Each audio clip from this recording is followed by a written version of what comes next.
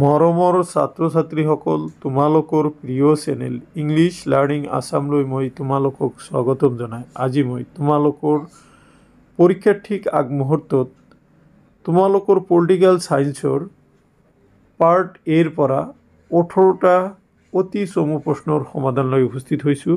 মৰমৰ ছাত্ৰ ছাত্ৰীসকল তোমালোকৰ আগত এই শৰ্ট ভিডিঅ'ত মই আলোচনা কৰিবলগীয়া এই 18টা অতি চমু প্ৰশ্ন লোৱা হৈছে ৰামানুজন সিনিয়ৰ সেকেন্ডাৰী স্কুল নগাঁৱৰ কোশ্চিন পেপাৰৰ পৰা, মানকাছাৰ কলেজ হাটশিঙিমাৰীৰ পৰা আৰু গোৱালপাৰা ডিষ্ট্ৰিক্টৰ 2023 প্ৰি টেষ্ট এক্সামিনেশ্যনৰ কোশ্চিন পেপাৰৰ পৰা। গতিকে পলম নকৰি তোমালোকে ভিডিঅ'টোলৈ আগবঢ়া। ইয়াতে পাৰ্টে দেখাই ইয়াতে কোৱা হৈছে এই নম্বৰত কোনখন ৰাষ্ট্ৰৰ পতনক দ্বিতীয় বিশ্বৰ পতন বুলি জনা যায়। তোমালোকে জানাই, জাষ্ট তোমালোকে 5-6 মিনিট তোমালোকে ভিডিঅ'টো চাই লোৱা, দেখিবা 5-6 মিনিটতে ভালেখিনি কোশ্চিন তোমালোকৰ কমন পৰিব। এইটো হ'ব সোভিয়েট ইউনিয়নৰ পতনক। চীনে কেতিয়া মুক্ত দ্বাৰ নীতি ঘোষণা কৰিছিল? উত্তৰ চীনে 1978 চনত মুক্ত দ্বাৰ নীতি ঘোষণা কৰিছিল। সাধাৰণ সভাৰ প্ৰথম মহিলা সভাপতি কোন আছিল? উত্তৰ সাধাৰণ সভাৰ প্ৰথম মহিলা সভাপতি আছিল বিজয়া লক্ষ্মী পণ্ডিত। 1953 চনত তেওঁ সাধাৰণ সভাৰ সভাপতি হৈছিল। ডি পূৰ্বতে হিউম্যান ৰাইট ৱাচৰ কি নামেৰে জনা গৈছিল? হেলচিনকি ৱাচ হিচাপে জনা গৈছিল। UNFCCCৰ সম্পূৰ্ণ ৰূপটো লিখা। উত্তৰ UNFCCCৰ সম্পূৰ্ণ ৰূপটো হ'ল United nations framework convention on climate change. একেবাৰে লাষ্ট প্ৰশ্নলৈ আহা। লাষ্ট প্ৰশ্নটো হ'ল ইন হুইচ ইয়াৰ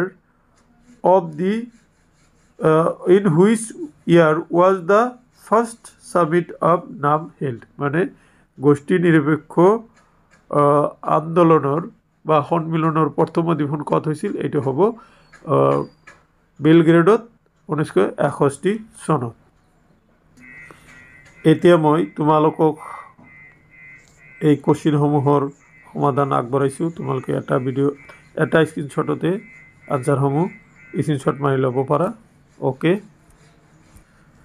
এতিয়া মই তোমালোকৰ আগত মানকাছাৰ কলেজ দক্ষিণ হালমাৰা জিলাৰ মানকাছাৰ কলেজৰ কোশ্চিন পেপাৰখন আলোচনা কৰিম 2023 প্ৰি ফাইনেল এক্সামিনেশ্যনৰ।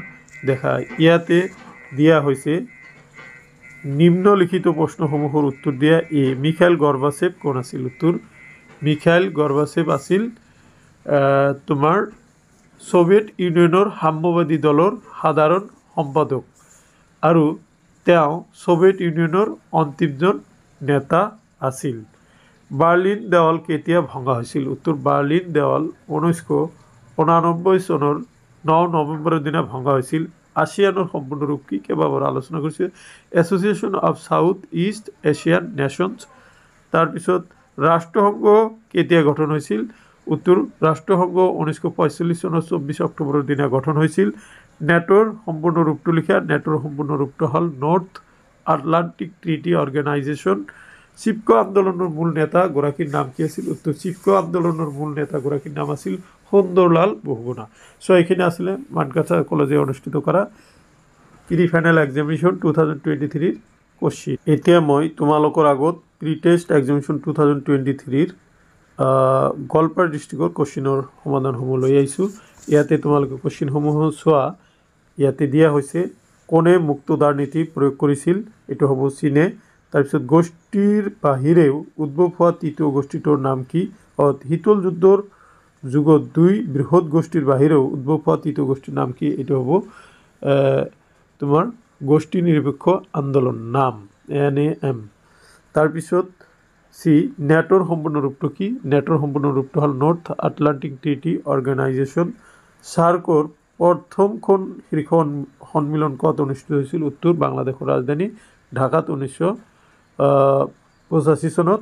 তাৰপিছত ইউৰোপীয় সংঘৰ উমৈহতীয়া মুদ্ৰাৰ নাম কি? এইটো সহজ ইউৰো। তাৰপিছত ৰাষ্ট্ৰসংঘ কোন তাৰিখে পালন কৰা দিবস কোন তাৰিখে পালন কৰা হয় উত্তৰ 24 অক্টোবৰেৰ দিনে তাৰপিছত কোনটো বৰ্ষত পাৰমাণবিক নিপৰসাৰণ চুক্তি স্বাক্ষৰিত হৈছিল 1968 চনৰ 1 জুলাই তাৰিখে ইৰাকে কুৱেইট ডেছ চনত আক্ৰমণ কৰিছিল উত্তৰ ইৰাকে কুৱেইট 1990 চনৰ 2 আগষ্টত আক্ৰমণ কৰিছিল চ' মাই ডিয়াৰ ষ্টুডেণ্ট এইখিনি আছিল আজিৰ এই ভিডিঅ'ৰ বিষয়বস্তু আশা কৰিছোঁ আজিৰ এই ভিডিঅ'ৰ বিষয়বস্তুখিনিয়ে তোমালোকক অহা পৰীক্ষাত সহায় কৰিব থেংক ইউ ছ' মাছ